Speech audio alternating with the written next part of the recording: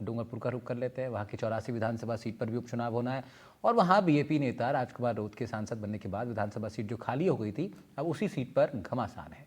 84 seat पर जीत को लेकर बीएपी ने अपनी पूरी ताकत झोंक दी है। एनडीटीवी राजस्थान से खास बातचीत करते हुए राजकुमार राउत ने कहा है कि सरकार ने द्वेष भावना से काम किया, युवा यहाँ नाराज है, सरकार को कारण ढूंढना चाहिए, लेकिन उन्होंने समाधान ढूंढने की बजाय बदले की भावना से काम किया। राजकुमार राउत ने एनडीटीवी से खास बातचीत की है, सुनिए जरा। 7 सीटों पर होने वाले उपचुनाव में 2 सीटें दक्षिणी राजस्थान की हैं और वहां पर भारत आदिवासी पार्टी एक महत्वपूर्ण फैक्टर के रूप में पिछले कुछ सालों में उभरी है।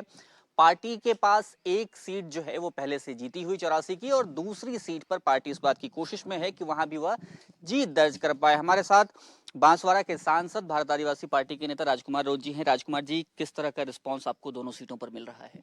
पहले तो आपके चैनल के माध्यम से सारे दर्शकों को मेरी ओर से जोहार और नए साल की शुभकामनाएं। और नए साल में राजस्थान में खुशहाली आएगी और विशेषकर आपने ये आदिवासी बाहुल्य क्षेत्र यहाँ पर दो जगह उपचुनाव हो रहे हैं। एक तो मेरी खुद की जो सीट है जहाँ पर 84 की जनता ने मुझे एक बम्पर वोट से 2023 में जिताया था, मतलब 69,900 वोटों की लीड से मुझे जिताया था। राजस्थान में 200 एमएलए में से अगर हाईएस्ट परसेंटेज के मामले में देखा जाए तो हमारी 84 सीट से जनता ने मुझे जिताया था।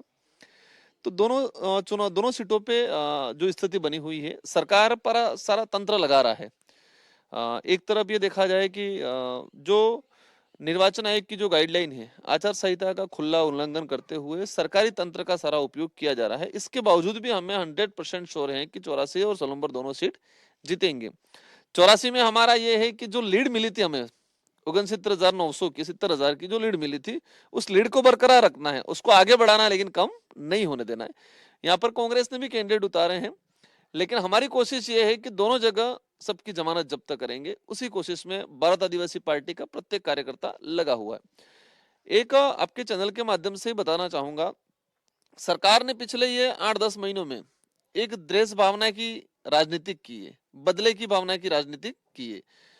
सरकार को ये करना चाहिए था कि ये लोग, यहाँ की जनता, यहाँ का युवा अगर सरकार के अगेंस्ट जा रहा है, भाजपा या कांग्रेस के अगेंस्ट जा रहा है, तो क्यों जा रहा है, उसका कारण खोज के उसका समाधान करने का काम नहीं किया उन लोगों ने। उल्टा उन लोगों ने परेशान करने का काम किया, जिससे यहाँ का युवा के अंदर आक्रोश है और उसका परिणाम इस चुनाव में मिलेगा। आप कह रहे हैं कि सरकार बदले की भावना से काम कर रही है, आरोप लगा रहे हैं आप, लेकिन वहीं भारतीय जनता पार्टी के जो नेता हैं जो यहाँ प्रचार कर रहे हैं, उनका आरोप है कि आप आदिवासियों को बरगला रहे हैं, उनको गुमराह कर रहे हैं, खासतौर पे युवाओं को भड़का रहे हैं और बाद में वो किसी न किसी मुकदमे में फंसकर जेल तक जा रहे हैं।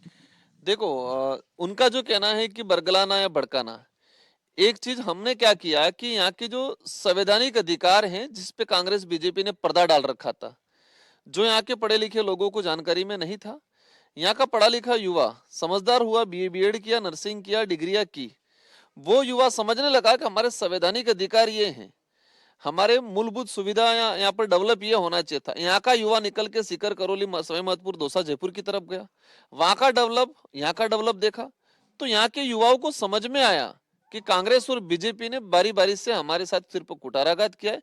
उन्होंने झूठ का पर्दा जो डाल रखा था, उस पर्दे को हटाने का काम किया हमने, और झूठ का पर्दा जब हटता है तो युवाओं के अंदर स्वाभाविक आक्रोश आता है।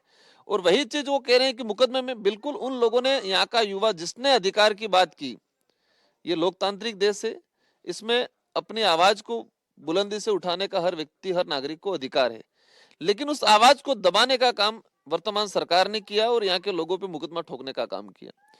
यहाँ के युवाओं में एक ही चीज है और हमारे अंदर भी यही है कि इस इलाके का विशेषकर क्रांतिकारी लोग रहे हुए, राणा पूजा से लगा के टाटिया बिल से लगा के कालीबाई तक, ये लोग अंग्रेजों से नहीं डरे, अपनी जान गंवाने से नहीं डरे थे, तो मुकदमों से नहीं डरेंगे। हमें अगर हमारी अधिकारों की बात उठाने पे अगर मुकदमा होता है तो हम उस बात के पीछे नहीं हटेंगे।